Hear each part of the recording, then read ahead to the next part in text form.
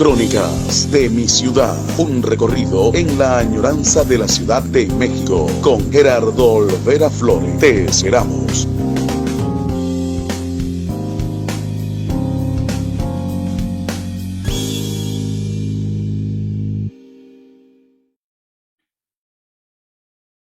¿Qué tal? Buen día, amigos. Sean bienvenidos a nuestro programa titulado Crónicas de mi ciudad, un recorrido en la añoranza de la Ciudad de México.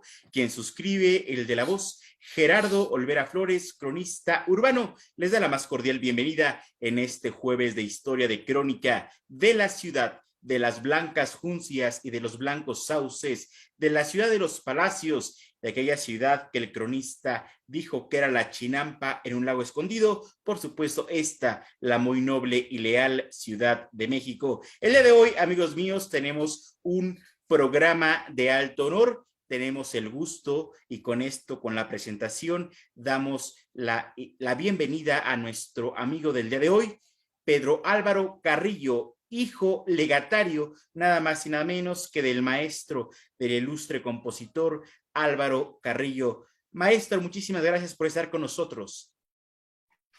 Al contrario, un honor, gracias Gerardo, un honor y gracias a la producción, gracias a Uri Ojana y a toda la producción de ustedes por darme la oportunidad de estar en este contacto con su audiencia. Muchas gracias. Al contrario, el alto honor y el gusto es nuestro. Agradecemos, por supuesto, al fundador y, por supuesto, coordinador de esta estación de radio, Uri Ojana, que nos facilitó, por supuesto, el estar conversando el día de hoy con el maestro Álvaro Carrillo Jr., hijo legatario, como lo dije, del maestro Álvaro Carrillo. Hemos estado en un serial de programas hablando con la hija de, por supuesto, de Cuco Sánchez, de Chava Flores. Estuvimos hablando también con el hijo de Agustín Lara, con Agustín Lara Lárraga, y el día de hoy estamos con usted conversando en torno a esta Ciudad de México y, por supuesto, a su señor padre. A veces algunos radioescuchas nos dicen, bueno, pero si don Agustín Lara se autoadscribía como un personaje de Veracruz, si don Álvaro Carrillo es de Oaxaca, si varios ejemplos, por supuesto, cómo puede converger esta historia a la Ciudad de México, pero realmente estos caminos conducen siempre a la crónica, a la historia, y por supuesto hay historias que se entretejen en torno a don Álvaro Carrillo en la Ciudad de México, y ya la estaremos comentando estas experiencias, pero vamos a empezar por el principio, mi estimado amigo Álvaro Carrillo Jr., hablando justamente de su señor padre, Álvaro Carrillo Alarcón. ¿Estoy en lo correcto? Sí, mi padre es Álvaro Carrillo Alarcón y él es originario de Cacahuatepec, Oaxaca, un pueblito que está en la zona de la Costa Chica, esa zona que conocida como Costa Chica, que está entre dos estados, entre Acapulco y Huatulco, que es Guerrero y Oaxaca, en toda la costa pacífica. Es la zona de la Costa Chica, que es, aunque está entre dos estados, la verdad es una zona de la misma cultura, son afromexicanos. Así es. Combinados con indígenas, sobre todo mixtecos, y mi papá pues heredó de esas tres culturas, la española, la dulzura en su música sobre todo, ¿no? Claro. La dulzura del europeo, la espiritualidad del indígena y todo ese blues y ese dolor profundo de la raza negra. ¿Pudiéramos decir que don Álvaro Carrillo Alarcón era un afromestizo? Sí, es afromexicano se llaman ahora. No les gusta tanto lo de afromestizo, sí, pero sí les gusta decirse yo soy afromexicano. Sí, su mamá era negrita, su mamá biológica, y lo voy a aclarar. Su mamá biológica fue una mujer que se apellidaba Morales, era negrita de Juchitán Guerrero. Porque hay Juchitán, Oaxaca, hay que distinguir. Pero todavía existe Juchitán Guerrero, es un pueblo indígena, bueno, digo, afromestizo, afromexicano, claro. Y mi abuela materna era muy oscura de piel. Tenía todos esos rasgos, y el papá de mi padre, mi abuelo, don José María Carrillo, era güerito, de ojos claros, el chaparrito de la zona. Entonces mi papá era mulato, era un mulataje natural de esa zona, Pero como mi abuela materna murió cuando nació su segundo hijo, que era mi tío Celedonio Carrillo, se acostumbraba mucho en aquel entonces que si, por ejemplo, sucedía que mi abuelo, José María Carrillo, se casó por segunda vez con una señora que no podía tener hijos, era Teodora Alarcón, a ella le llevó a sus hijos para que se los criara. Entonces, en agradecimiento a eso, mi papá tomó el apellido Alarcón. Pudiéramos decir entonces que su nombre correcto sería Álvaro Carrillo Morales. Morales, sí, biológicamente, pero gratitud a que lo educó y lo crió con mucho cariño Teodoro Alarcón. Él cambió su nombre a Álvaro Carrillo Alarcón. Qué maravilla, qué gratitud, pues de su abuelo, pero también de su padre, al decir, bueno, sí, quien me crió fue esta persona, pues nos ponemos el apellido, ¿verdad? De sí, esta persona. Y es muy curioso, porque el maestro Andrés Enestrosa, su nombre correcto es Andrés Morales Enestrosa, y también es de Juchitepec, pero de este lado de Oaxaca. De Juchitán, sí, ajá. Y de Oaxaca. Y Morales viene de Juchitepec, pero estado de Guerrero. De Juchitán, Guerrero, exactamente. Pues ahí dejo el tema en la mesa, tal vez hasta algún parentesco, porque en estas zonas, pues vaya, había un parentesco generalizado, entonces, pues ahí dejo el comentario, ¿no? Tal vez es arriesgado, pero posiblemente puede haber ahí un nexo. Sí, claro. Y bueno, vamos a hablar de la relación que decías tú con la Ciudad de México. En aquel entonces, a mi papá los guerrerenses también lo consideran de ahí, de Guerrero, claro, porque resulta que en el pueblito de donde yo también nací, Cacautepec, en ese pueblito antes, te estoy hablando de 1919, 1920, cuando nació mi papá fue en el 19. Así es que tú podías estudiar la primaria hasta cuarto grado, porque no había maestro de quinto y sexto, entonces tenías que irte al estado de Guerrero, cruzar 20 kilómetros, pasarte al estado de Guerrero para estudiar, terminar tu primaria. Entonces mi papá terminó su primaria y su secundaria, que su secundaria fue en Ayotzinapa, ahora que todo el mundo sabe de ese, claro, pues es un colegio, es una escuela normal. Normal, rural, exactamente. Entonces ahí también él estudió y después de ahí se pasó a Chapingo, que es en el Estado de México, en Texcoco, y después de que terminó él su carrera de ingeniero agrónomo, él vino a la Ciudad de México y es aquí donde él realmente hizo, no solamente desarrolló su carrera como agrónomo, sino también se descubrió como compositor y gracias a que él vino al centro, a la Ciudad de México, conoció el bolero Philip. Lo que pasa es que hay una gran diferencia, bueno, una diferencia notable entre el bolero clásico, por ejemplo, el de Agustín Lara, y el bolero feeling que a mi papá le tocó en los años 50 y 60, que era un bolero más jazz, digámosle, menos, tal vez, ¿cómo te diría yo? Menos refinado en el lenguaje poético, claro. Era más sencillo su lenguaje, más directo, digamos, sí, pero sí, sigue siendo metafórico. Claro. Y tenía muchas armonías muy diferentes a las que totalmente se usaron al principio, ¿no? Sí. Entonces esa fue su relación con la Ciudad de México y que realmente toda su carrera como compositor internacional la hizo aquí en la Ciudad de México. Es que realmente todo convergía. Si todos los caminos en el Imperio Romano conducían a Roma, también en el siglo pasado todos los caminos conducían a la Ciudad de México, por supuesto. Grandes oaxaqueños, pues estuvieron justamente en este nexo con la Ciudad de México, por supuesto, don Benito Pablo Juárez García. Hablamos del maestro Andrés Morales Enestrosa, que vino a decirle a don José Vasconcelos, otro gran oaxaqueño, que dice, pues entonces, si usted no me da una beca, entonces usted es demagógico. ¿Por qué? Porque hay que apoyar al pueblo, yo soy pueblo, y vino, por supuesto, por esta beca, el maestro Enestrosa, oaxaqueño, por supuesto, Toledo, finado últimamente, y entre esa gama de grandes oaxaqueños, por supuesto, tu señor padre, el maestro Álvaro Carrillo, que lo que es la coincidencia, este programa se está transmitiendo un 2 de diciembre de este año 2021, exactamente a 102 años del natalicio de tu señor padre. Exactamente.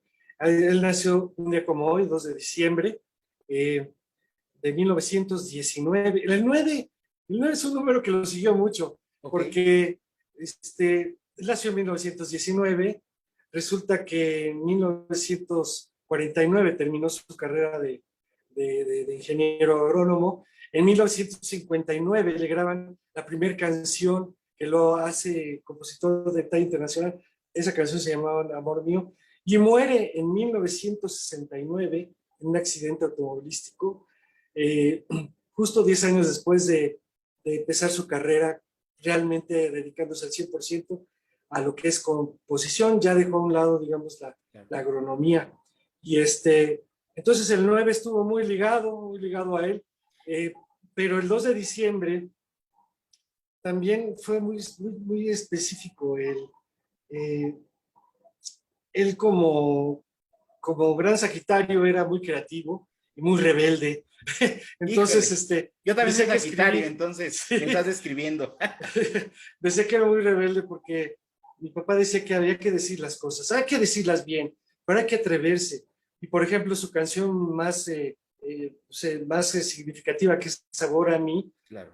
cuando él la empezó a promover con cantantes famosos de la época, en 1964, no se la querían grabar porque decían que se le iban a censurar. Vamos a colocarnos que en los años 60 la radio estaba muy censurada por la Secretaría de Gobernación. Claro.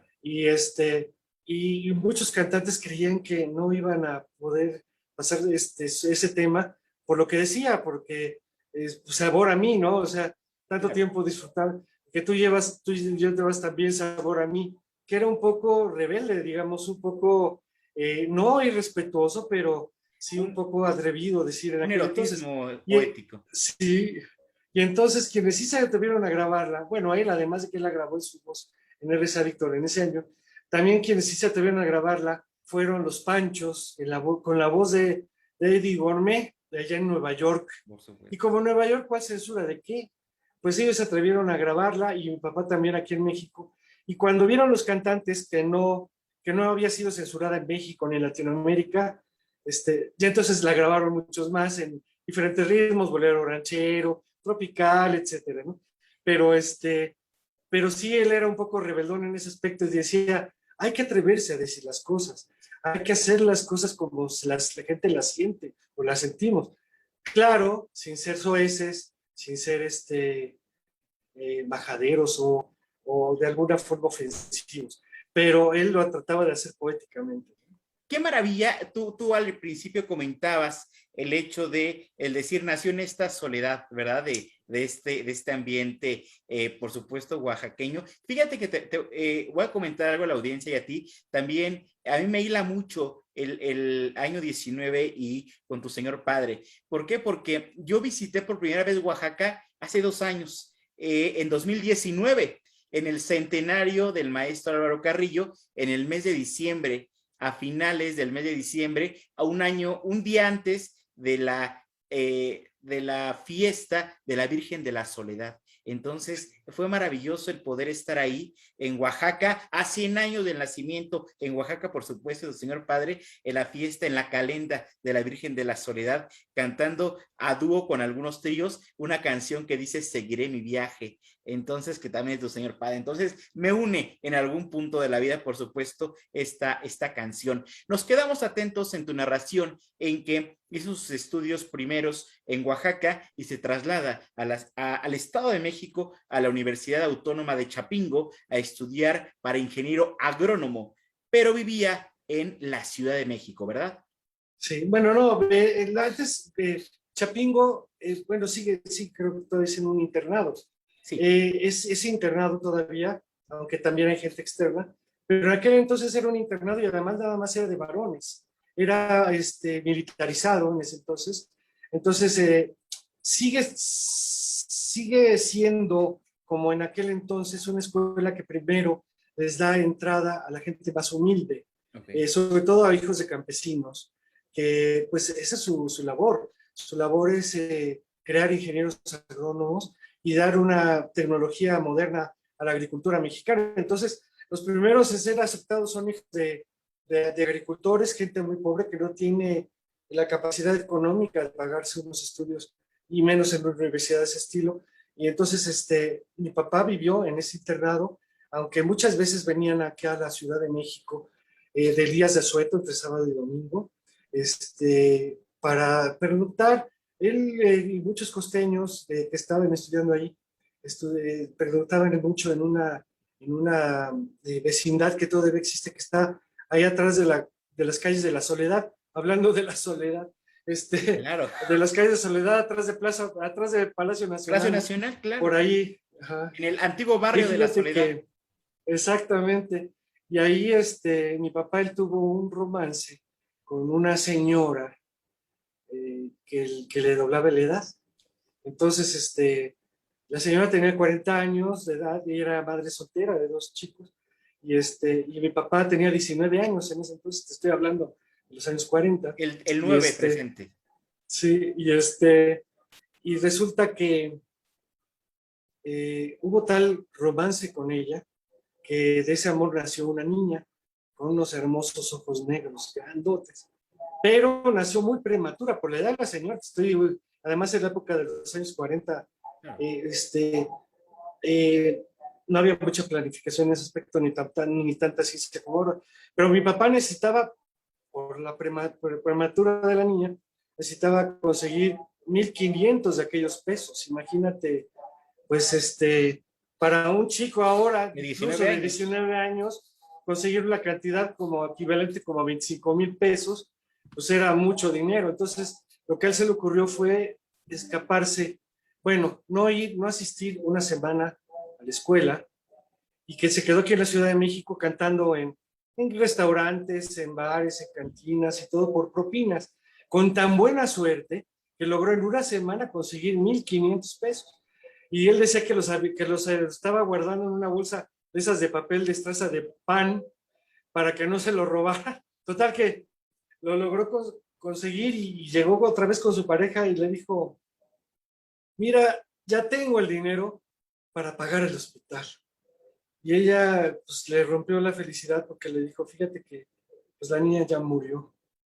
Híjole, entonces a mi papá pues obviamente se le rompió el corazón muy fuerte. Y le dijo: ¿y qué hicieron con ella? Y dijo: bueno, pues mira, mientras nos prestaron un pedacito de tierra ahí en el Panteón de Dolores, y yo creo que después la exhumamos y nos la vamos a llevar a la Costa Chica. Y dijo el papá, le dijo a su pareja: oye, llévame, quiero despedirme de nuestra hija. Y así lo hizo, la llevaron allá al pedacito de tierra donde estaba descansando el cuerpo, en la que sería mi hermana. Y ahí mismo, frente a su pequeña tumba, él escribió esa canción que dice: perdona mi tardanza, te lo ruego, perdona al andariego que hoy te ofrece el corazón. Ahí nació que triunfan y la nuestra triunfó. Amémonos ahora en la paz que en otro tiempo nos faltó. Y cuando yo me muera, ni luz, ni llanto, ni luto, ni nada más, junto a mi cruz, tan solo quiero paz. El andariego, por supuesto. Ahí nació el andariego, en ese entonces. Y así como muchas de estas anécdotas surgieron en Cacahuatepec. Primero quiero decirte que antes de Cacahuatepec, de Chapingo, en Cacahuatepec y en la zona de la Costa Chica, mi papá ya era medio famoso porque él había compuesto varios chilenas, claro. Como le decimos, son chilena. Bueno, él compuso varias chilenas, lugareñas, entre ellas la de Bonito Pinotepa, que todavía hasta la fecha es la que representa a la Costa Chica dentro de nuestra Guelaguetza. Sí, qué maravilla. Y es una canción que también ha logrado traspasar las fronteras y vaya, la hemos escuchado. Hasta hay cantantes alemanes, una alemana, por ejemplo, que la puse a encontrar en YouTube, y la canta en español, pero en las calles. Ella es cantante callejera, que por cierto, en Europa los cantantes callejeros son importantes. Sí. Ahí no son como aquí, que nadie los pela. Allá hasta tienen todo un gremio y, bueno, ella la canta en español y porque vino una vez a Huatulco y la escuchó y le gustó. Bueno, mi papá empezó escribiendo chilenas, escribiendo ese tipo de son, porque es el que se toca y se canta allá desde como muy lugareño, muy local. Y es así como él descubrió que él componía, porque mi abuelo muchas veces la castigaba. Mi abuelo, como buen agricultor, tenía muchos hijos, para que lo ayudaran a sembrar la tierra, ¿no? Claro. Esa era la costumbre. Y no hay que criticar eso, porque en realidad existió y así se llevaba, ¿no? Y entonces los agricultores solían tener varios hijos para que los ayudaran a la labor de la tierra. Y mi papá nació con una natural inclinación hacia la literatura, o sea, le gustaba leer.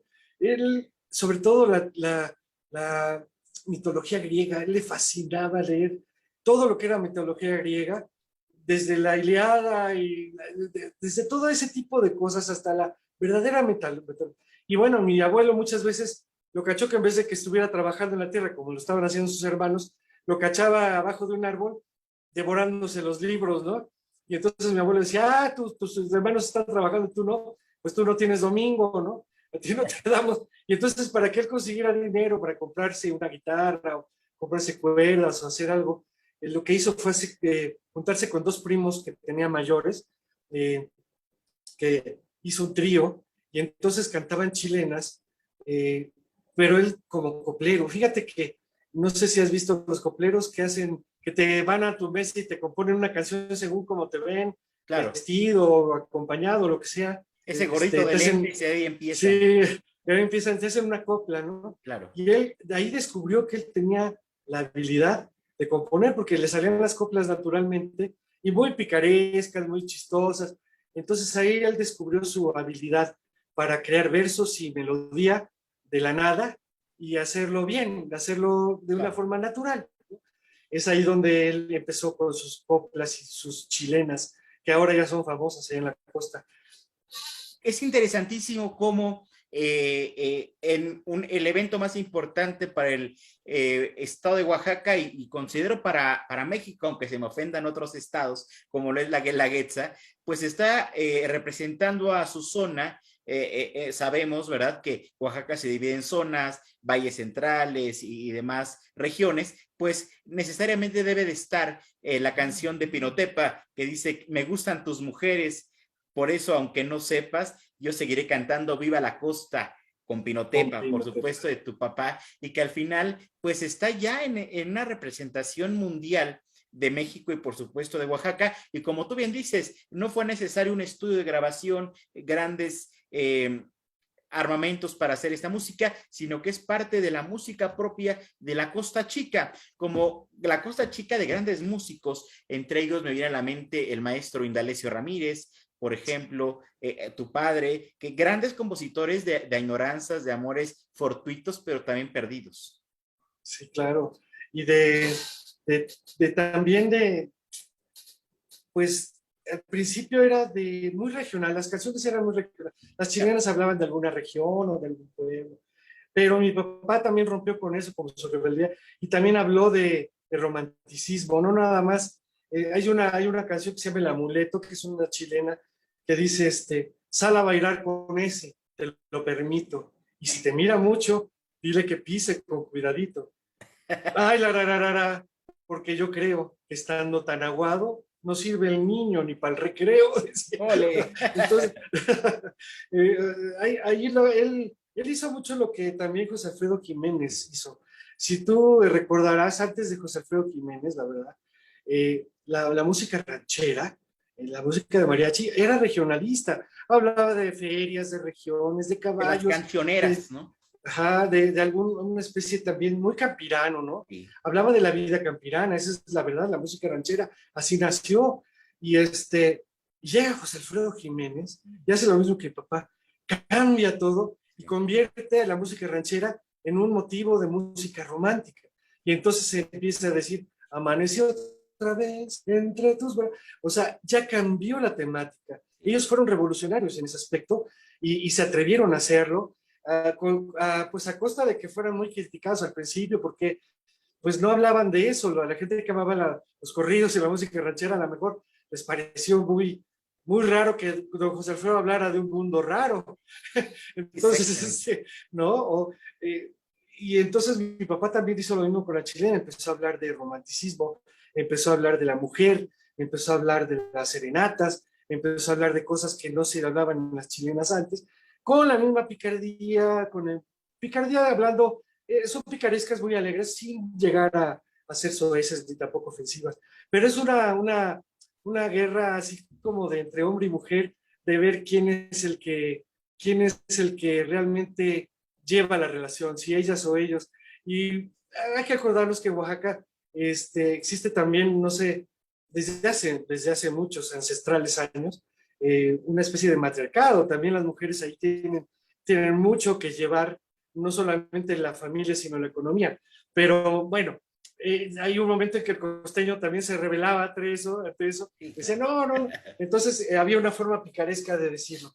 Pero fíjate la revolución que hicieron muchos autores de los años, sobre todo de la Segunda Guerra Mundial, que fue cuando fue el brillo de la música mexicana en el mundo, porque los gringos empezaron más bien a gastar todos sus esfuerzos y economía en la guerra, y entonces ya no había tanto cine y tanta producción musical como la que tenían antes de esto, y fue cuando México fue el trampolín donde todos los latinoamericanos y sobre todo los mexicanos fueron muy pródigos en su música y en su cine y en su literatura, y entonces había muchísimos buenos compositores. En la época de mi papá, fíjate que la competencia era sana y dura, pero leal y muy blanca, porque hubo grandes compositores. Te digo, tú mencionaste solo algunos. Estaba Agustín Lara, estaba José Jiménez, estaban grandes autores, ¿no? Claudio Estrada. Claudio Estrada, Chucho Monge, no Mario sé, Molina Montes. muchísimos, ¿no? Y de todas partes de la República, o sea, Sí. no había uno que fuera realmente, un estado que fuera realmente representativo. Todos los estados tenían algo que aportar, y aún así, fíjate que aunque había muchos compositores, ninguno se estorbaba porque cada quien tenía su estilo. O sea, nada tenía que ver la música de José Alfredo Jiménez con la de Cuco Sánchez. Cada quien tenía su estilo, cada quien tenía su forma de ver la vida y de ver el amor y de ver las cosas, y no se estorbaban, al contrario, complementaban un mercado que era exigente en ese entonces de temas, de historias, de historias originales, de hablar de cosas verdaderamente que te estremecieran el alma, y por eso es que los grandes compositores de la época de oro de la música mexicana siguen hasta hoy brillando, después de tantísimos, estos años, más de 60 años, de 70 años Sí. de producción, y siguen ellos, aunque ya muchos de ellos no viven desde hace mucho tiempo, siguen brillando, y creo que ustedes, los jóvenes, siguen apreciando las historias de esas canciones, ¿no? Necesariamente no puede haber una fiesta, una bohemia sin don Álvaro Carrillo, sin don José Alfredo Jiménez, por supuesto. Y es que es interesantísimo. Tocas puntos medulares para la crónica del día de hoy, mi estimado Álvaro Carrillo Jr. Creo que veníamos justamente de este mundo campirano, de esta canción de Ventura Romero, de qué bonito es el sol de mañana al regreso de la capital, por ejemplo. Veníamos de aquella canción de Lucha Reyes, de Caminito de Contreras en la Ciudad de México. A la inversa, veníamos de música ya un poco urbanizada, pero de un léxico muy fino del maestro Agustín Lara, de tu párvula boca que siendo tan niña me enseñó a besar, de este sonido y ese silencio franciscano, ¿no? De estos conventos que ya estaban extintos completamente en el siglo pasado, y viene justamente esto, ¿no? Por ejemplo, centrándonos, hablamos de don Indalecio Ramírez, esa canción que le hizo famosa Vicente Fernández de Indalecio, de cuando el rezo termine te sales y te esperan en la puerta de la sacristía, y si la noche, o sea, una visión completamente del pueblo, de aquella novecita del pueblo que va a rezar con la tía, con la prima seguramente, y que al final del rosario, pues te sales y nos vemos. Algo muy zonal, lo mismo que otros cantantes, ¿no? Pero creo que le tocó la primicia a tu padre, el maestro Álvaro Carrillo, a José Alfredo Jiménez, de traspasar esas coplas del pueblo, esas coplas campiranas a la ciudad, y más a la ciudad a la emisión de todo el mundo. También veníamos, por ejemplo, de la trova yucateca, de aquella canción de Palmerín, que fue hecha por encargo de Felipe Carrillo Puerto, de Peregrina. Peregrina. Que dejaste tus lunares, los abetos y la nieve virginal, o sea, que veniste a refugiarte a mis palmares, peregrina de los labios purpurinos, o sea, palabras que ya no estaban completamente en el léxico de un siglo XX, donde ya el fútbol, el box, los toros, el hipódromo, el cine mexicano, la radio, estaba en el boom realmente en este famoso milagro mexicano que nos marca la historia y la sociología que existió en el siglo pasado. Entonces realmente, pues fue un punto medular la obra de tu padre, un joven de 19 años, nos quedamos en ese tema, venido a la Ciudad de México, que en esa... qué bonito, ¿no? En esa poesía que nos regala esta ciudad, en aquel antiguo barrio de la Soledad atrás de Palacio Nacional, en esa calle donde nació Chava Flores, por ejemplo, también, pues se encuentra, ¿verdad?, esta persona que procrean de ese tórrido romance de una niña, y esta canción del andariego, y realmente de ahí se va el hablar justamente de estos compositores que si bien es cierto, vienen de la mal llamada provincia de Oaxaca, de Guanajuato, de otros lares, llegan y aquí se recrea completamente otro panorama y empieza la creación de una música y de una música que gusta al gusto de una ciudad urbana, como era la ciudad del siglo pasado. Sí, y además, también acuérdate que muchos de esos compositores sí tenían escuelas, sí tenían conocimientos. Consuelito Velázquez tenía maestría en piano, igual que el maestro, ¿cómo se llama? El de Gonzalo Curiel, por ejemplo, Ruiz Armengol. Muchos tenían grandes estudios musicales, pero además eran pueblo. Además, ellos sabían lo que podía llegar al sentimiento de la gente y tenían esa dualidad de ser parte provincia, provenzales en su forma de vida, claro, y mucho también de citadinos, obviamente, en una ciudad creciente, en una ciudad cósmica, porque empezaron a llegar también movimientos musicales extranjeros muy buenos, como el bossa nova, ¿no?, como el mambo, como digamos la cumbia colombiana, el tango, en muchos sentidos, esta ciudad le dio una riqueza cultural a todos los ciudadanos, porque fue como una universidad del arte, ¿no? O sea, el lenguaje universal era el que caminaba por las calles. Ya no era nada más el provinciano, sino era la gente que sabía de muchos lugares y sabía de muchas cosas. La radio y la televisión obviamente fueron fundamentales. El cine, para conocer cómo pensaban en Argentina o cómo pensaban en Chile o cómo se hacía la música en Perú. Entonces, todo eso fue muy hermoso. Para mi papá obviamente fue una riqueza grandísima. Además de que, bueno, en su tierra, en la Costa Chica, además de la chilena, que en realidad es una cueca chilena, que hubo muchos barcos que cayeron en la época de 1849 para adelante, cuando fue la gran fiebre del oro de California. Muchos barcos de Sudamérica iban hacia California, pero encallaban en el Pacífico porque en la zona de la Costa Chica hay un gran banco de arena. Entonces ahí encallaban barcos colombianos, chilenos, argentinos y de muchas partes, peruanos. Y por eso, por ejemplo, en esa zona de la Costa Chica, mi papá absorbió todo ese tipo de música. El andariego, por ejemplo, es un vals peruano. Luz de Luna es un pasillo que todos conocemos como pasillo ecuatoriano, pero en realidad es un pasillo colombiano. Pasó lo que en Yucatán. Yucatán también tenía muchos influencias musicales de otras partes de Centro y Sudamérica. Entonces, mi papá ya traía mucho de esa riqueza musical. Llega a la Ciudad de México, se llena con otros tipos y géneros musicales, y eso le da muchas probabilidades de creatividad. Se le abre el panorama, sí, de la creatividad en otros aspectos. Entonces, yo creo que no solo para mi papá, sino para casi todos los compositores de esa época. El estar viviendo en la Ciudad de México fue lo más hermoso que les pudo haber pasado en ese entonces y seguirá siendo porque sigue siendo la Ciudad de México el trampolín y donde el escaparate y los escenarios más importantes del país, donde realmente la cultura, nuestra cultura, que son muchas culturas en una, siguen siendo ricas. Bueno, te puedo contar alguna otra anécdota si quieres de alguna. Ah, tú me decías de una canción. Mira, Sí.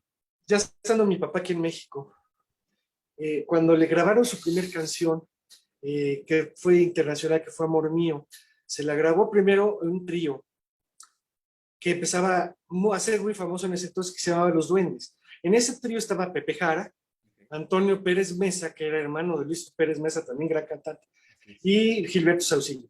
Ese trío fue gran amigo de mi papá y le decían lo que le decían a mi papá, le decían en la XW y casi todos los artistas, maestro, su música es muy bonita, pero es muy fina, eso no es comercial, eso no se vende, haga música más comercial. Pero mi papá nunca se achicó ni se sintió mal por eso. Al contrario, siguió haciéndola como a él le parecía que estaba bien hecha. Bueno, le graba el duende, el Amor Mío, los duendes, y luego viene Lucho Gatica de Chile, ya con una gran fama de todo Sudamérica. Se la graba y gracias a eso se va a Europa y a Estados Unidos y a todos lados esa canción. Bueno, mi papá empezó a tener de la noche a la mañana una fama de ser un compositor mundialmente desconocido a un compositor de talla internacional y empezó a trabajar en lo que en aquel entonces se llamaban los cabarets, que ahora pues esa palabra cabaret está muy, digamos que devaluada, pero Así es. los cabarets entonces eran lugares de mucha categoría, de mucho nivel, ¿no? La gente iba a los cabarets bien vestidos, bien arreglados, porque era toda una fiesta y además los cabarets había un gran elenco de grandes artistas que estaban pegando en la XW de ese entonces y se podía ver no solo un artista, sino todo un elenco. Y mi papá perteneció a un elenco de ese entonces de un cabaret que se llamaba el 123. Se llamaba así porque era el 123 de la calle de Liverpool, o Zona Rosa, ¿no? Okay. Y ahí trabajaba mi papá cuando de repente salía y cantaba 5 canciones y se empezó a dar cuenta que una chica muy distinguida de las Lomas, una güerita de ojos azules, muy, muy distinguida acá, se sentaba generalmente en las primeras mesas y ella casi cantaba junto con él sus canciones, se las sabía todas. O sea que ella era fan de mi papá. Claro. No las cantaba en voz fuerte, sino se veía que movía la boca con sus canciones. Y bueno, en una de esas, en un intermedio, mi papá se da cuenta que esta chica lo va a buscar a los camerinos y le dice, oiga, maestro, fíjese que yo soy una gran fanática de usted y me gustaría que el próximo fin de semana, que va a ser mi cumpleaños, usted fuera el invitado de honor de mi fiesta, si usted gusta. Y mi papá ya se había fijado en ella y pues la chica no estaba nada mal. Claro. Estaba de muy buen ver. Dijo, pues llegó puntualmente a la cita, ¿no? Llegó, pero con puntualidad inglesa. Y mi papá contaba que era una mansión en las Lomas, gigantesca, porque, dice, pasando las rejas de la entrada, todavía tienes que un camino, y llegabas con una glorieta para llegar a la casa, ¿no? A la caserona.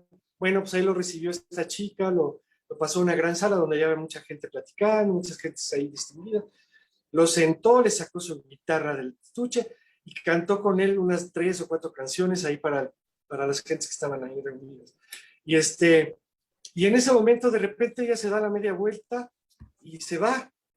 Y mi papá pues, creyó que iba a regresar.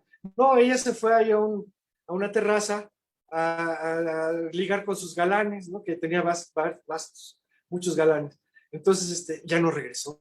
Entonces dejó a mi papá ahí cantando solo y pues la gente pues, como no lo conocían, pues empezaron a platicar y como que no hacerle mucho caso de repente y él se sintió pues utilizado. Ahora sí que como muchos nos hemos sentido utilizados los músicos cuando te dicen, te invito a mi fiesta pero te traes tu guitarra, ¿no?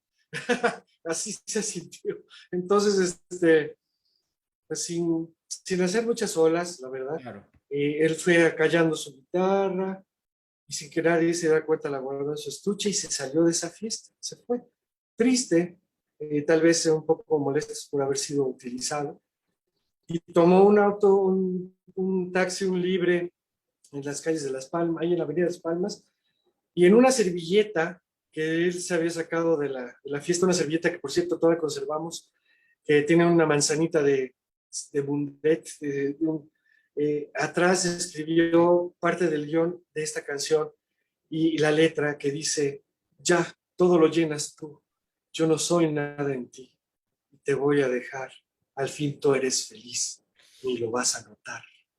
Soy dolor que nunca te ha dolido, soy amor que a fuerza se ha metido, soy una simple comparsa y por eso me voy. No, entonces ahí escribió Seguiré mi viaje. Sí, bien. Y todavía conservamos esa servilleta. Pero ahí no termina la historia. Fíjate que muchos años después ya, yo tuve un accidente en donde perdí una pierna acá en Cuernavaca. Yo viví 20 años en Cuernavaca, en Morelos, y por trabajo perdí una pierna en un accidente, pero en lo que yo me recuperaba y me adaptaba a mi prótesis, como ahora lo traigo, un amigo que tiene un bar, que es pizzería y es un bar italiano, es un restaurante, me daba chance de cantar los sábados y, bueno, sacar un dinerito porque no estaba siendo productivo estando en ese estado. Entonces, yo conté esta historia que te acabo de contar, la contaba como muchas historias de las canciones de mi papá, que yo canté esa noche, y en una de esas noches un mesero, terminando yo mi show, me dijo, oiga, dicen esas damas que están ahí en esa mesa, que le invitan una copa. Eran 3 damas ochenteras, digo, de 80 años. De edad, claro. De edad, sí. Muy distinguidas, muy guapas las señoras, y pues les dije, claro que sí, como no, las damas que están ahí.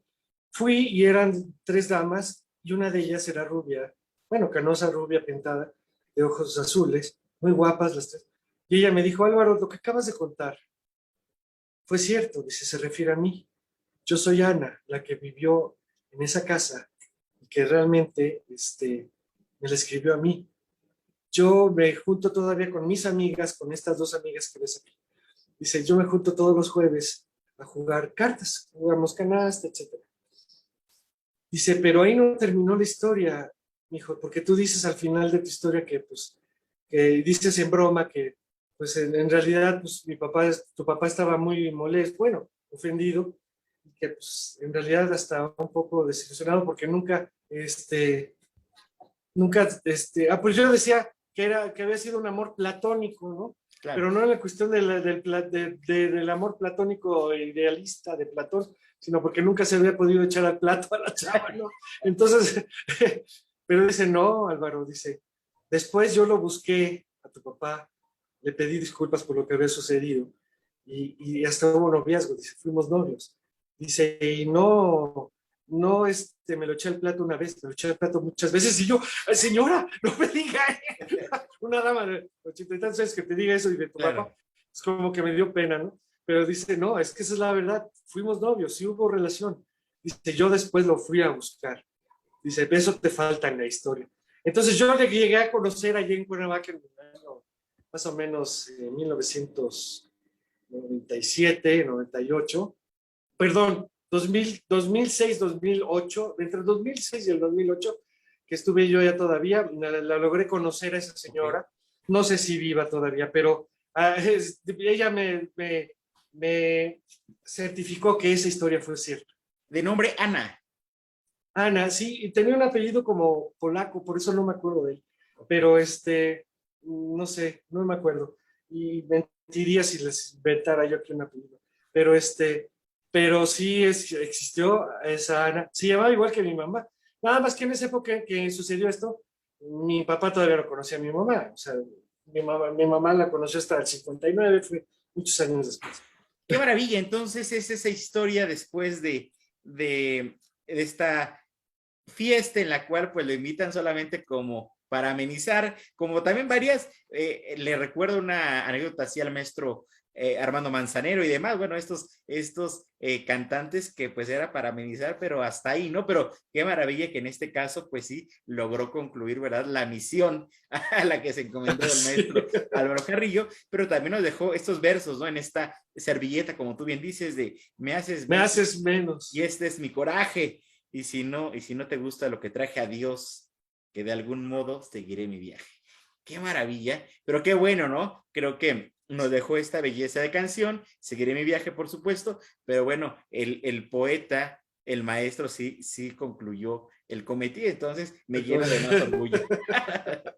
Sí cometió, sí logró el romance, que a fin de cuentas pues era lo que no le había padecido. Sí, por supuesto. Y es que hablábamos justamente de esta melancolía, de esta añoranza de la costa chica, del oaxaqueño, de esta soledad absorta que en algún punto tiene, ¿no? Y que hay varias canciones, ¿no? Bueno, por ejemplo, este poema musicalizado del maestro Andrés Inestrosa, de niña, cuando yo muera no llores sobre mi tumba, cántame sones alegres, cántame la sandunga, la martiniana, por supuesto, y muchos otros ejemplos, ¿no?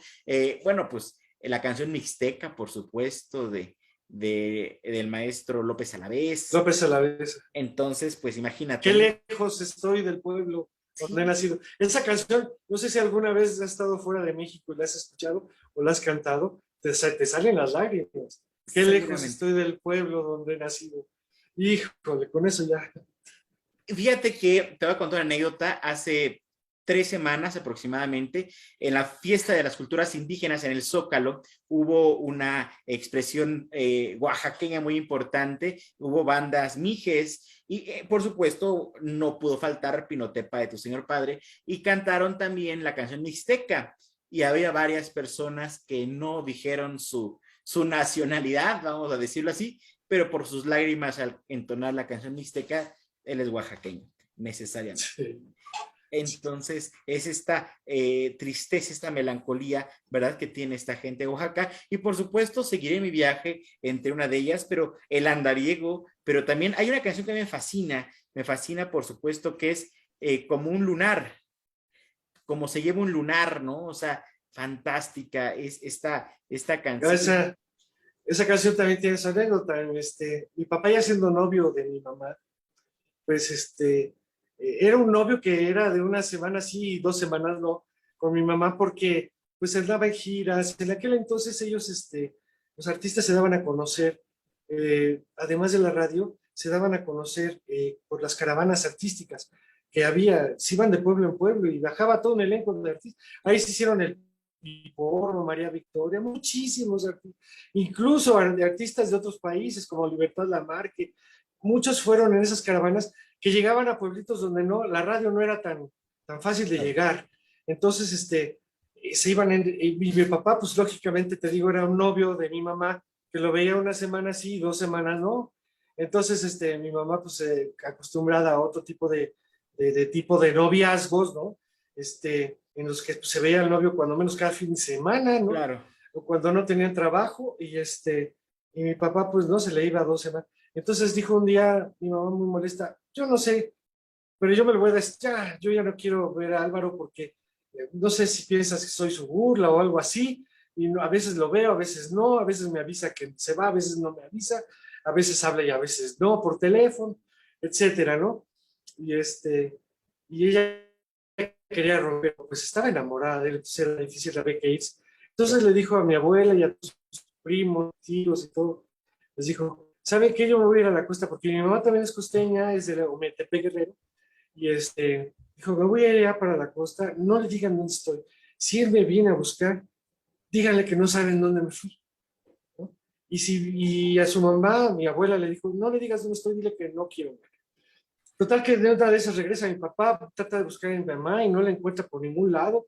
Total que va a la casa de ella y mi abuela le dice, ¿sabes qué, Álvaro? No te voy a decir dónde está porque ella ya no quiere verte.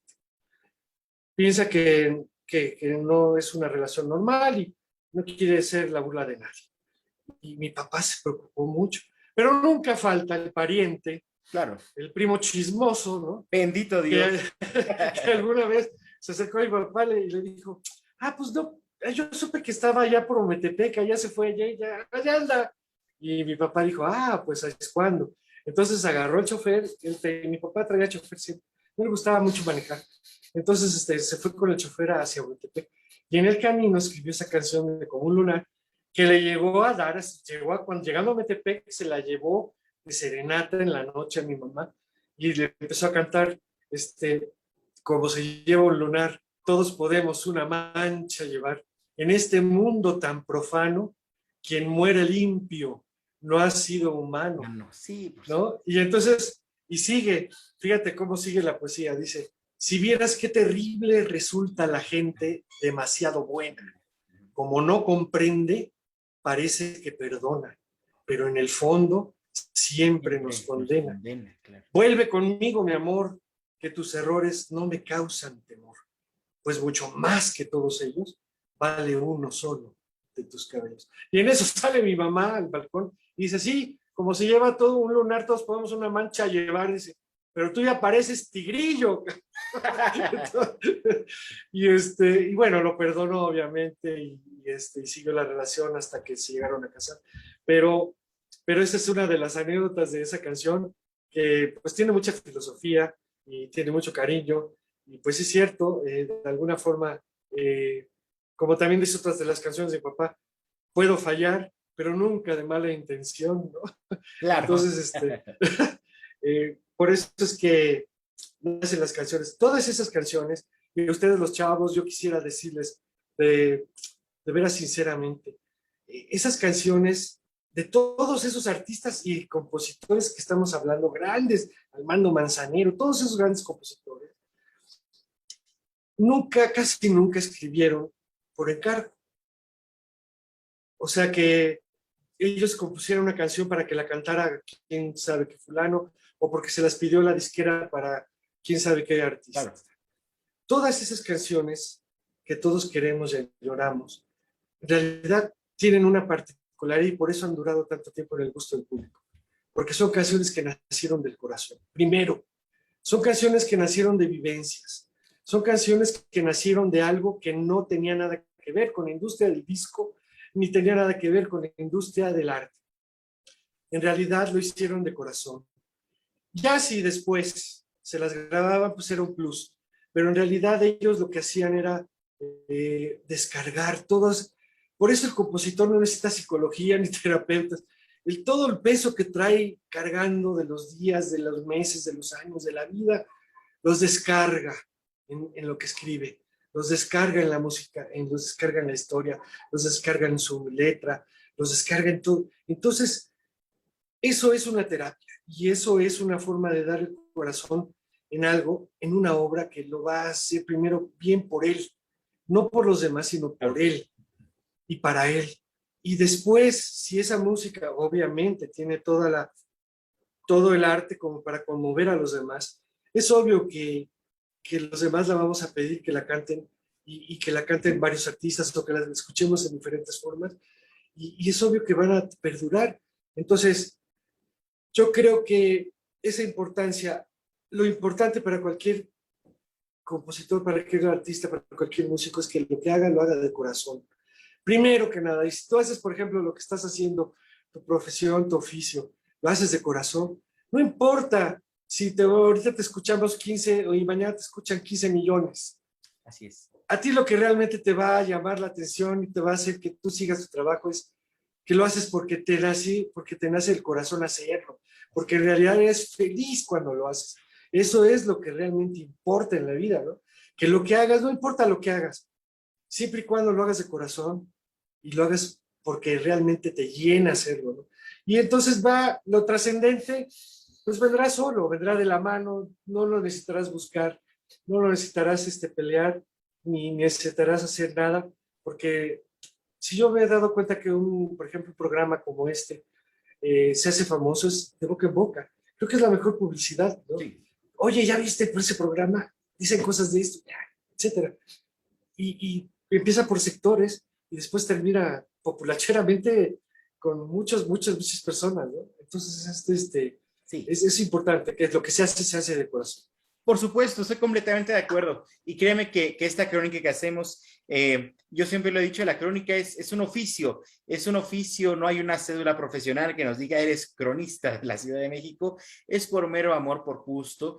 Al final, el hablar de tu padre como hablar de otros compositores es por mero gusto, y son esas experiencias, el decirte que en 2019, a 100 años del natalicio de tu señor padre, pues fui a Oaxaca y estuve ahí, cantando las canciones de tu papá. Al final son muchas anécdotas que nos hablan, ¿no? Por ejemplo, de este amor entrañado, esta canción que dice amor mío de tu papá, que dice, ya me dijo que estoy en la gloria de su intimidad, ¿no? O sea, es algo vivencial al final del día.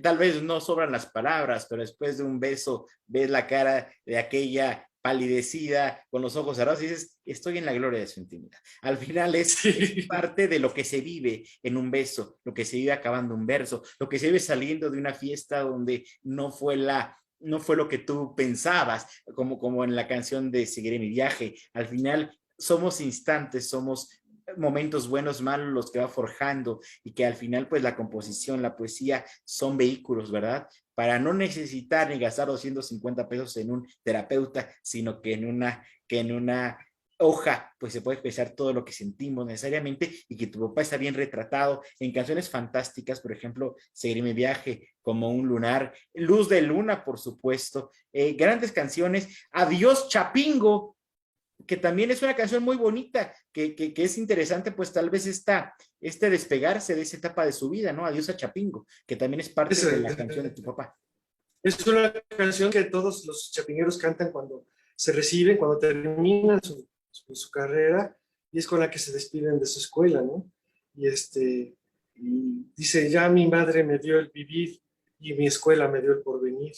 Entonces sí, se llenan de lágrimas los muchachos al cantar esa canción, al despedirse, entre comillas, de su escuela, porque en realidad los chapingueros son muy unidos, se siguen reuniendo y siguen yendo a la universidad, o se siguen haciendo homenajes, ¿no? Entre ellos hay muchos destacados chapingueros en México, científicos y matemáticos grandes que han salido de ahí, porque a pesar de que son biólogos, bueno, son biólogos, son de agricultura, hay grandes matemáticos que eran científicos. Entonces, se siguen uniendo, siguen en contacto. Ahí nació también una canción de mi papá por una especie ya se había recibido, mi papá ya estaba aquí en la Ciudad de México, trabajando para se llamaba la Comisión del Maíz, que era para la Secretaría de Agricultura, y de ese entonces tenía una comisión que se llamaba la Comisión del Maíz, y mi papá, que era especialista en riego, pues trabajaba ahí como burócrata, pero como un técnico, ¿no? Tu papá sí ejerció su profesión. Sí, un tiempo al principio, antes de que llegara el éxito como compositor. Entonces, él seguía en contacto por cartas, pues antes no había ni internet, ni mucho menos Facebook, emails, ni nada, ¿no?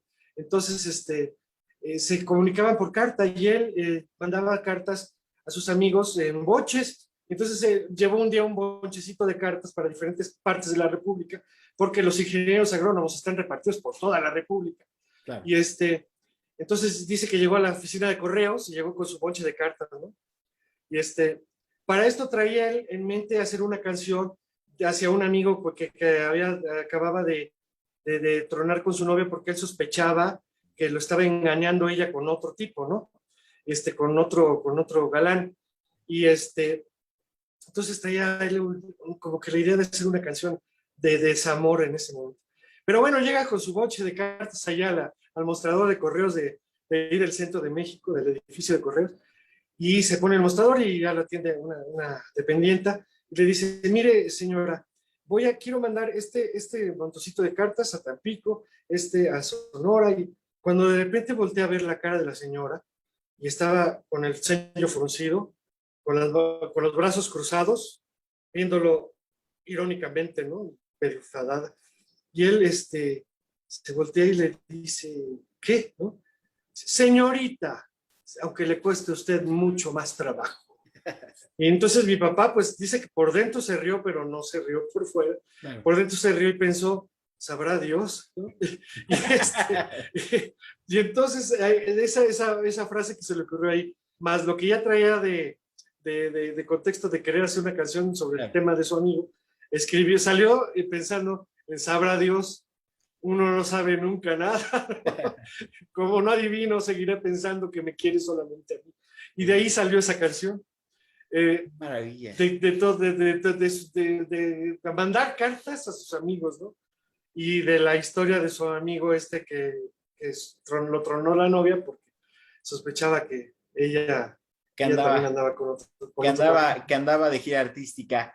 ¡Qué maravilla! Por supuesto, esas historias que se entretejen, esas historias detrás de cada canción, como te comentaba, de que no hay una bohemia en la cual no hay una canción de tu padre. Es un dato interesante el decir que sí ejerció la profesión de ingeniero agrónomo por un tiempo. ¿Y cuál es el punto medular en el cual tu señor padre alcanza un éxito y ya deja a un lado la profesión de ingeniero agrónomo y se dedica a la composición?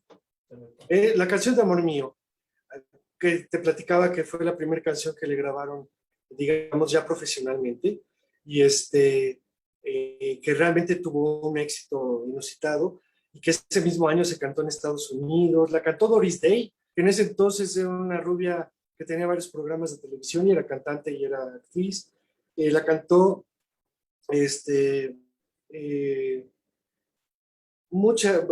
llegó a Canadá y la cantaron en francés y de ahí se pasó a Europa. Entonces mi papá vio que su música, aunque le decían que era muy fina y no era comercial, tenía una talla internacional que él debía fomentar y seguir pues promocionando. Y obviamente esa canción le abrió las puertas. Él dejó su trabajo como ingeniero y dijo que se iba a dedicar a la composición y atinadamente lo hizo, porque en realidad sí fue atinado que él sacara sus canciones y que él las mostrara al mundo. Obviamente cuando tú te conviertes en un compositor de talla internacional, ya no buscas todos los artistas te buscan a ti, las disqueras buscan tu obra, y aunque no a todo mundo le queda lo que habla una canción, a lo mejor otra sí, etcétera, ¿no? Entonces, fue cuando realmente él se dio cuenta que debía de realmente dedicarse a eso. Como alguna vez uno de sus compañeros chapingueros me comentó, dice, tu papá tenía 2 gorilas adentro. Uno que era un gran ingeniero, que quería regresar a su tierra, a modernizar todo el sistema de cultivo de la Costa Chica. Quería, junto con sus compañeros, de hacer una revolución de tecnología agrocientífica, digamos, para hacer producir más a la tierra. Y por otro lado tenía un gorila que era un compositor enorme, que le encantaba hacer música y letra y contar historias de amor y desamor, como pocos lo hacían. Dice, y parece ser que el gorila que era compositor le ganó en algún momento al gorila ingeniero y se quedó ahí el gorila ingeniero sin hacer nada, pero el otro gorila fue grande, ¿no? Entonces, por fortuna tenía ese pleito adentro, regresar a su tierra, regresar a modernizar, porque él había estudiado agronomía por eso, porque decía que todavía estaban sembrando en su tierra de la forma más arcaica, ¿no? Y ancestral, y decía, pues es que esta tierra es bendita, se puede revolucionar y hacerla productiva, y dejar que hacer que por fin Oaxaca, Chiapas y Guerrero, que estaban en ese entonces tan lejos de la ciudad, tan lejos del centro de la República, hablando desde el punto de vista incluso gubernamental, estaban aislados, lograran tener un cobijo desde la federación para que pudieran hacer todo eso. Entonces, pues sí, ese sueño se quedó trunco en esa parte de mi papá, ese sueño, por su parte, pues no pudo lograr hacerlo, pero creo que le convino más ser compositor. No, necesariamente. Y siguió el camino de muchos, Lucio Cabañas, de muchos que pasaban de la normal de Ayotzinapa a Chapingo. Tu padre como buen oaxaqueño y buen sagitario, se parece tanto a mí, pues tosudo en su forma de ser, guerrero, no dejado. ¿Tuvo alguna intervención política o contacto con estos guerrilleros, esta revuelta, pues tanto de Ayotzinapa como de Chapingo? Fíjate que, bueno, sí, aunque Genaro Vázquez y Lucio Cabañas fueron muy posteriores a él en Sí. la escuela de Ayotzinapa, fueron mucho, como 10 años o más posteriores a él, no, como 8 años, sí, porque todavía mi papá logró vivir una vivencia con ellos. Mira, cuando mi papá estuvo como alumno en Ayotzinapa, eh, cerraron la escuela, porque se comentó hasta en un libro que se llamaba Ayotzinapa o La Gran Calumnia, así todavía creo que por ahí está ese libro. No me acuerdo ahorita del ingeniero que lo escribió. Fue porque en épocas de mi papá, él era un cardenista. El presidente Cárdenas fue el que creó todas esas normales rurales para que los futuros profesores de esas zonas tan apartadas del centro de la ciudad, políticamente hablando, se forjaran como profesores ahí en su tierra y se quedaran como profesores conocidos dentro de su localidad. Entonces mi papá estudió ahí y de repente se hizo también líder estudiantil. No en otra cosa, sino con un socialismo muy cardenista, un socialismo del estilo Lázaro Cárdenas, ¿no? Del Río. Y, y había un movimiento que eso después de Lázaro Cárdenas ya no le gustó mucho al gobierno. A algunos gobiernos no les convenía ese tipo de socialismo. Y entonces en épocas de mi papá fue un sábado en que el director de la escuela de Ayotzinapa lo invitó a su casa junto con el trío que él tenía allí en Ayotzinapa para que cantaran en el cumpleaños de la esposa del director. Entonces, se pasaron ahí toda una bohemia, pero lo que sucedió esa noche, de viernes a sábado, fue de viernes a sábado, fue que llegaron, dicen en el libro, que llegaron militares vestidos de civiles y quemaron la bandera de México que estaba ondeando en la escuela, en medio de la escuela, y culparon de esa quema de bandera a los alumnos de Ayotzinapa.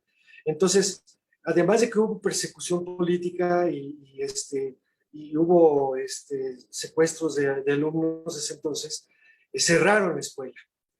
Mi padre fue absuelto porque al día siguiente, al lunes siguiente que fue a la escuela, lo quisieron detener, pero se comprobó que él no estaba ahí y algunos de sus compañeros tampoco. Entonces, no lo apresaron ni hubo nada.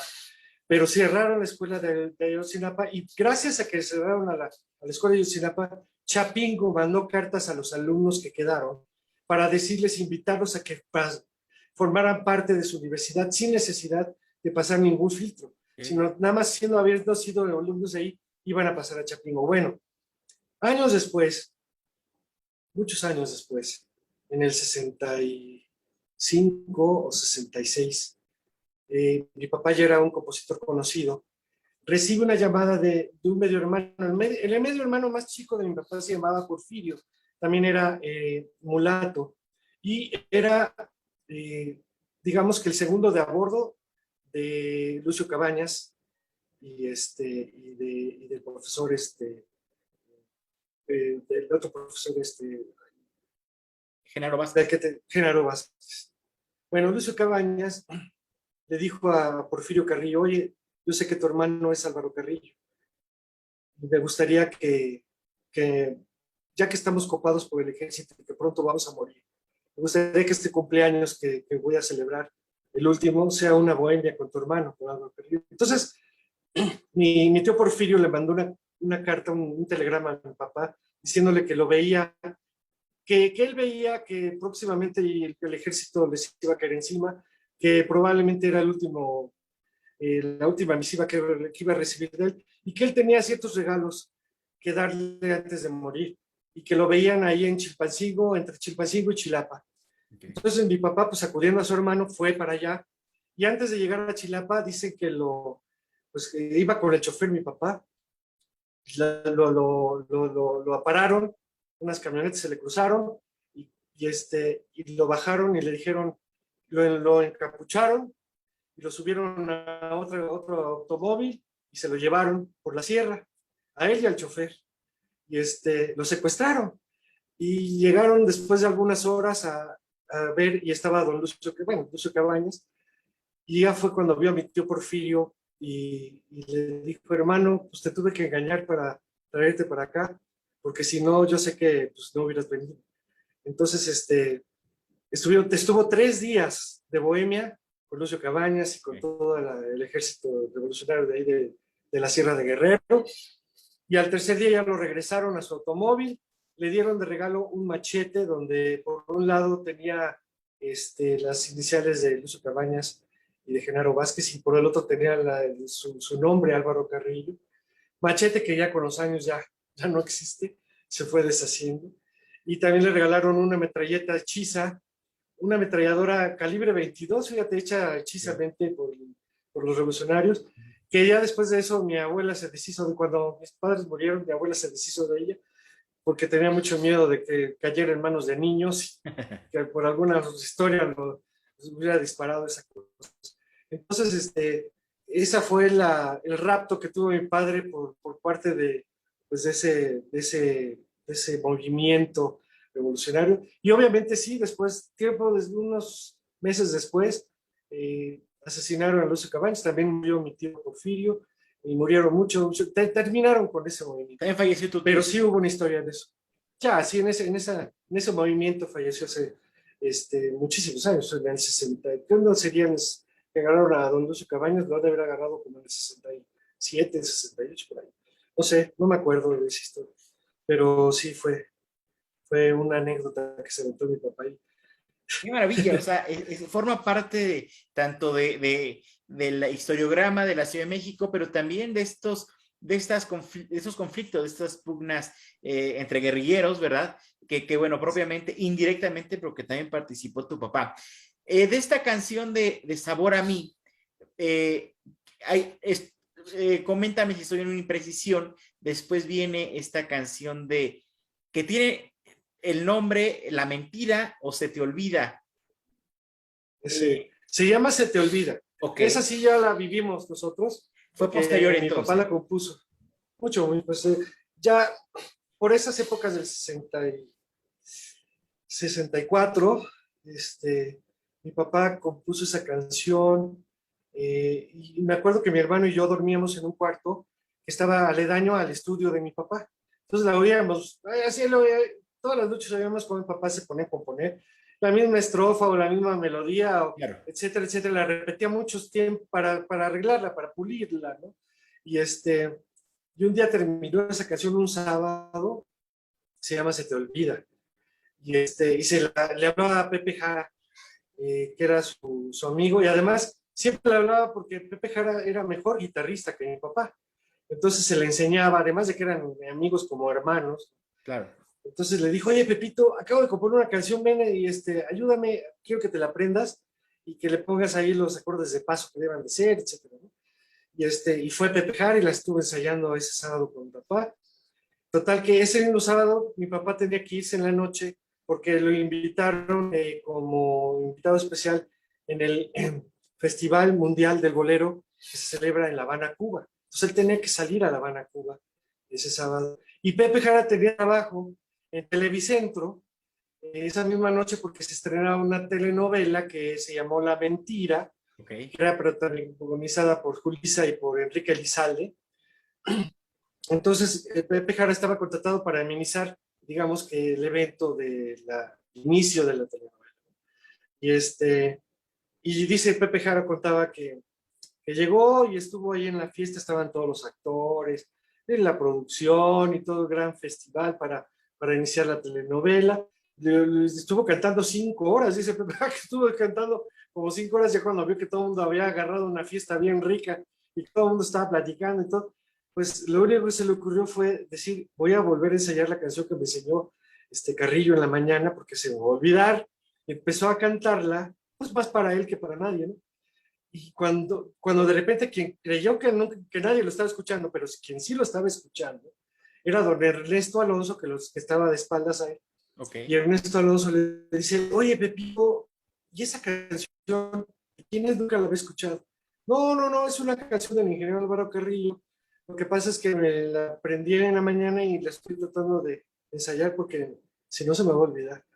Dice, oye, Pepito, dice, fíjate que esa canción, por lo que dice, se coincide mucho con la historia de la telenovela que hoy estamos iniciando. Entonces, se me ocurre que ahorita vamos a otro estudio aquí al lado y te vamos a grabar cantando. Y entonces se me ocurre que cada vez que inicie la telenovela con los créditos del principio, sales tú cantándola de fondo. Y cuando termine el capítulo, en los títulos finales, terminas con la canción. Y esa fue la primera canción tema de una telenovela. Entonces la gente la conoce como La Mentira. Así es. Pero en realidad, bueno, yo le digo la canción, esa es la canción de las 3 mentiras. Yo así le digo, porque la primera mentira es que así no se llama Se te olvida. Se te olvida. Okay. La segunda mentira es que pues, la letra no habla nada de mentir. Habla de, pues, sí, un poco de desamor y un poco de de desilusión, pero no habla de mentiras ni de nada de eso. Claro. ¿No? Y la tercera mentira que yo digo es que, pues para decepción de toda la juventud, no la compuso Luis Miguel. ¿No? Luis Miguel ya había nacido. No, entonces, bueno. Pero sí se quedó también, y gracias a que Luis Miguel la cantó, pues en la juventud sí la conocen. Sí. La conocen en las juventudes de muchos otros pueblos. Entonces, esa canción se llama Se te olvida, y también tiene su título de La Mentira por la telenovela. Esa canción es fantástica. Hay una frase que es muy terrorífica. En alguna bohemia decían, es que esa canción de Fernando Delgadillo, de Hoy ten miedo de mí, es muy fuerte. Le digo, no, pero no se olviden de la canción del maestro Álvaro Carrillo, Se te olvida que puedo hacerte mal si me decido.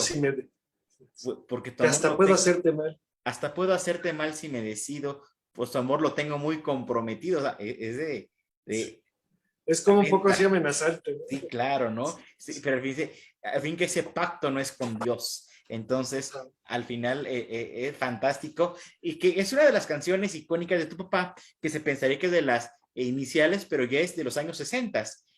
Sí, sí, sí. Incluso en alguna, me contó Gigi Gasca, una de las viudas de Agustín Lara. Agustín Lara, me comentó que alguna vez escuchó al maestro Agustín Lara decir que entre las bohemias que tuvieron mi papá y él, mi papá le enseñó esta canción a don Agustín Lara y le dijo a Agustín Lara, porque mi papá le decía, tengo dudas sobre la letra, creo que le voy a variar algunas cosas, no me gustan algunas cosas que digo y creo que se las puedo variar.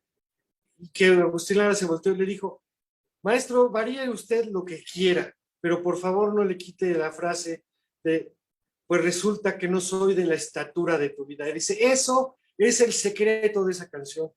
Dice, cuando yo le oí esa canción y dijo eso, a mí no se me va a olvidar jamás. Dice, no le quite eso, jamás se lo quite. Y eso hizo mi papá, le varió muchas cosas a la canción, pero nunca le quitó eso de, y hoy resulta que no soy de la estatura de tu vida. Dice, con eso se va a quedar esa canción en la memoria de cualquiera. Por supuesto. Sí, tuvo razón, don Agustín. Sí, bueno, necesariamente. Al final, frases, se te olvida que puedo hacerte mal si me decido, que ese pacto no es con Dios, que no soy de la estatura de tu vida, son parafraseadas, es una canción fantástica, que bueno, muy al diente, muy afilado del maestro, por supuesto, Alonso, pues fue un triunfo que al final yo creo que la canción superó a la novela sin hacer un lado, por supuesto, el argumento del guionista, pero al final la canción traspasó las fronteras y la conocemos como La Mentira por la novela, no a la novela por la música, ¿no? Creo que ganó la música. Sí, y después la grabó Pepe Jara, aunque Pepe Jara en ese momento cuando la grabó para la telenovela, y que fue al estudio ahí donde le dijo Ernesto Alonso que fuera, dice que le cambió 2 palabras porque no se acordaba realmente, pues la acababa de conocer. Y hay un momento en que dice Pepe Jara, y y a veces casi se te olvida. Mi papá nunca hubiera puesto casi se te olvida. En realidad la canción dice, y al mirar otros amores se te olvida, ¿no? Y al mirar otros amores, pero él le puso casi se te olvida, que no es la canción como es. Pero bueno, la gente la reconoce así porque en la telenovela sí la cantó. Y luego mi papá, cuando regresó de La Habana, Claro. lo primero que hace mi papá es prender la televisión y ver a Pepe Jara, con esa canción y con esas dos palabras que le cambió. Y le habla por teléfono a mi papá y le dice, oye, satélite, va, porque le decía satélite a mi papá, a Pepe Jara, porque era chaparrito y decía que giraba alrededor de él, ¿no? Y decía, oye, satélite, qué buen coautor me resultaste, dice, porque le cambiaste a la canción un pedacito y que dice casi, dice, ay, ingeniero Álvaro, dice, de veras que fue mi culpa, yo se me olvidó, pero la tenemos que grabar para que... Y le dijo, no te preocupes, dice, de todas maneras, lo esencial de la canción quedó, dice, no hay problema, dice, yo no estoy molesto contigo. Claro. Dije, no, pues discúlpame. Dice, Pepe Jara nunca nos quiso decir cuáles eran las dos palabras, pero nosotros las hemos descubierto en el tiempo, porque casi se te olvida, nunca lo hubiera hecho mi papá. No. Lo que sí dice en realidad es, ya al pensar otro, o ya al mirar otros amores, se te olvida. Es que también yo, por ejemplo, en esa frase que dije hace unos minutos, hay un equívoco de mi parte porque al final es tan bien parafraseadas las frases que, bueno, si recitar es complicado, cantado más.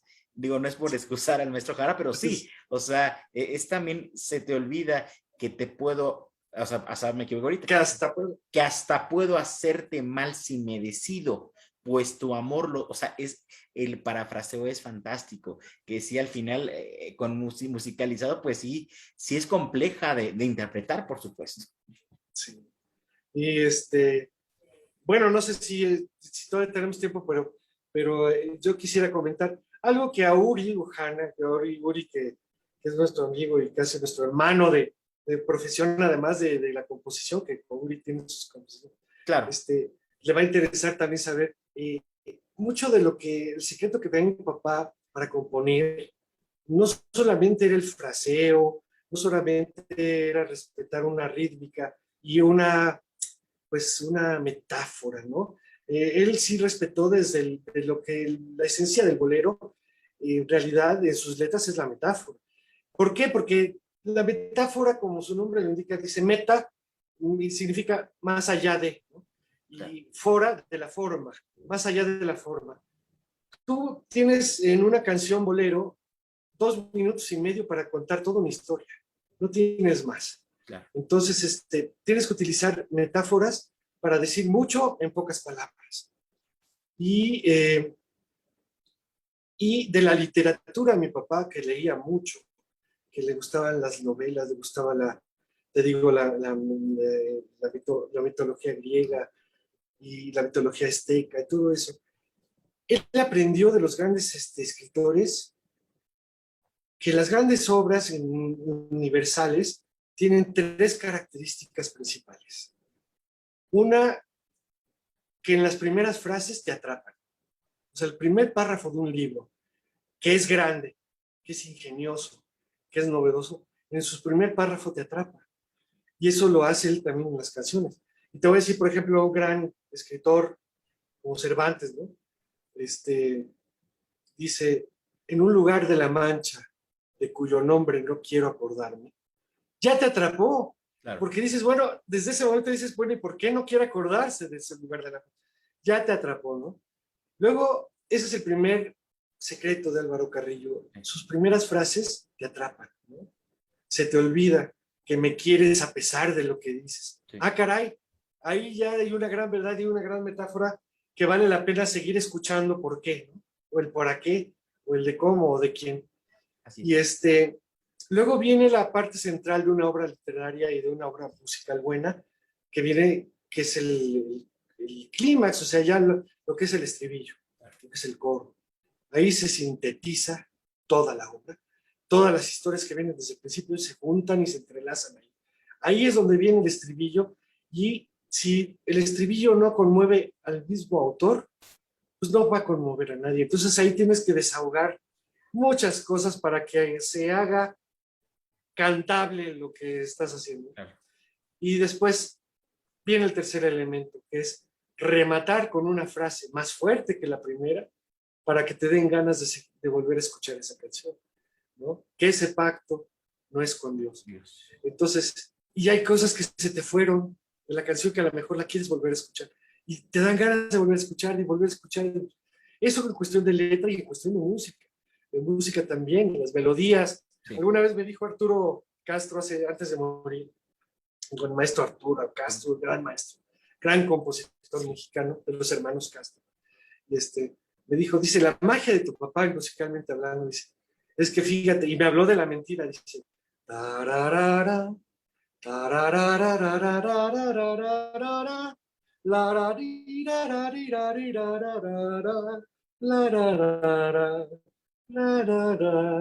dice, caray, parece que estudió en Viena tu papá, dice, para hacer esas melodías, sí. no cualquiera se las avienta. Y dice, y eso es lo que se queda de la música, de las canciones, también la melodía. La melodía tiene mucha importancia, ¿no?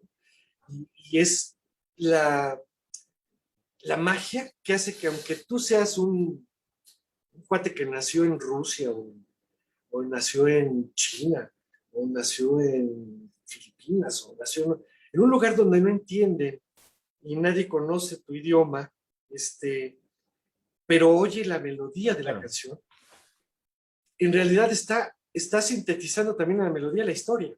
Y aunque no entiendan la letra, se te queda la melodía. Entonces, qué importante también es la melodía para componer. No nada más las letras. Por supuesto. No, y por ejemplo, bueno, estas palabras del maestro Arturo Castro, ¿no? Y después del amor, tu sonrisa angelical, qué bonito beso me dio, qué felicidad, ¿no? Por ejemplo, estos inicios de las canciones de tu papá, por ejemplo, ¿cuánto tiempo disfrutamos este amor, ¿no? Desde ahí ya te atrapó. Exacto. Ahí empezó con el coro. Sí, sí, sí. Te atrapa completamente la frase o yo que fui del amor ave de paso, yo que fui mariposa de mil flores. Ahí quedó. Hoy siento la nostalgia de tus brazos, de aquellos tus ojazos, de aquellos tus amores. O sea, al final está completamente el inicio, completamente y armonizado fantásticamente, ¿no? Creo que es la magia del maestro Álvaro Carrillo, que al final pues queda entre la melancolía, pero también en ese amor fortuito, en ese amor que estoy en la gloria de su intimidad. Al final es un embalaje de sentimientos. Mi estimado Álvaro Carrillo Jr., para ultimar nuestro conversatorio, quisiera comentar algo muy personal, tal vez si está en tu corazón, en tu confianza el comentárnoslos, pues lo quisiéramos comentar a nuestra audiencia. ¿Cómo fue ese día fatídico de este terrible accidente en el que pierde la vida tus papás, tanto papá como mamá? Si estoy en imprecisión me lo indicas, el 3 de abril de 1969. Exacto.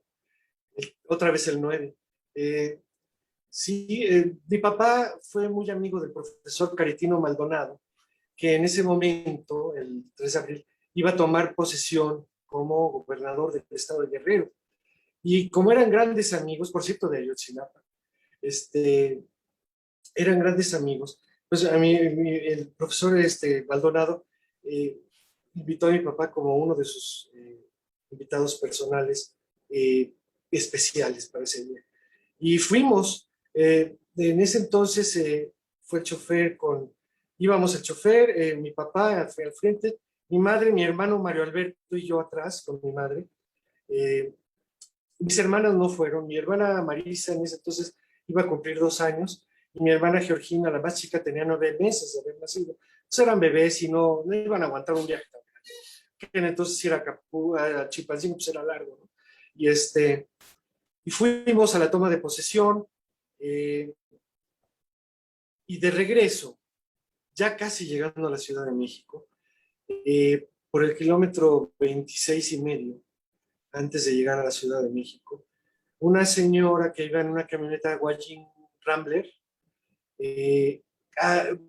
trabajaba en Petróleos Mexicanos, acababa de tener un triunfo en su trabajo, le subieron el sueldo y se compró esa camioneta y no sabía manejar muy bien, pero aún así se iba a llevar a toda su familia a Cuernavaca. Y en un momento dado ella creyó que un camión, un autobús, se le cerraba dio el volantazo y bueno, tú a lo mejor no recuerdas eso, pero antes en esa autopista de la ciudad, que era Cuernavaca, México, Cuernavaca, lo único que separaba de un lado al otro eran unas plantitas, que había un pequeño camellón con plantitas. Pues se saltó el camellón y en ese momento íbamos pasando nosotros y de frente nos dio, nosotros veníamos de bajada, ella de subida, de frente nos dio un tal encontronazo que los dos carros quedaron en la orilla de la carretera, tambaleándose para irse a un desfiladero. Y es ahí donde mi padre pues, estrelló la cabeza contra el vidrio del medallón del carro, un Ford Falcon que teníamos. Y en ese entonces no existían los medallones de esos que ahora que se hacen como pedacitos y como una alfombra, sino que eran cristales normales, vidrios. Entonces ahí él, pues las yugulares se le rompieron y yo quedé prensado por el asiento del chofer. El chofer era un hombre muy alto, muy robusto, que a la hora del choque tampoco existían en aquel entonces lo que ahora sí existe, para que si te pegas de frente con un carro, la dirección se rompe y ya no se te viene la dirección encima. Pero entonces, a la hora de hacerse para atrás el motor, se viene la dirección y lo mata a él y lo deja encima de mí, de mi hermano, que venía dormido. Mi hermano, por suerte, con el enfreno se fue hasta el suelo y no quedó aplastado.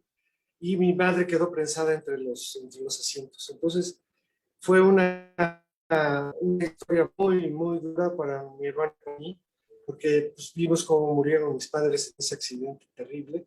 Mi padre todavía llegó a la Ciudad de México, pero se desangró en el camino. Mi madre llegó en coma y hasta el día siguiente murió. El chofer murió instantáneamente en el accidente. Se llamaba Rafael Hernández. Se iba a casar apenas, tenía 27 años el hombre. Entonces fue fatídico. Mi padre no quería que nos detuviéramos en el camino, aunque yo le insistí que quería comer en las quesadillas de ahí de Tres Marías, pero es que él venía hacia un homenaje que le iban a hacer. Y Carlos Lico, el gran cantante yucateco, junto con el trío Los Pau, iban a estrenar una canción, la última canción que en ese momento había escrito mi papá, que se llamaba La Señal. Y entonces en ese mismo homenaje le iban a estrenar, ya la habían grabado y todo. Entonces por eso la urgencia de mi papá de que llegáramos directo a la Ciudad de México. Eso fue el final pues de algo que hablando físicamente, ¿no?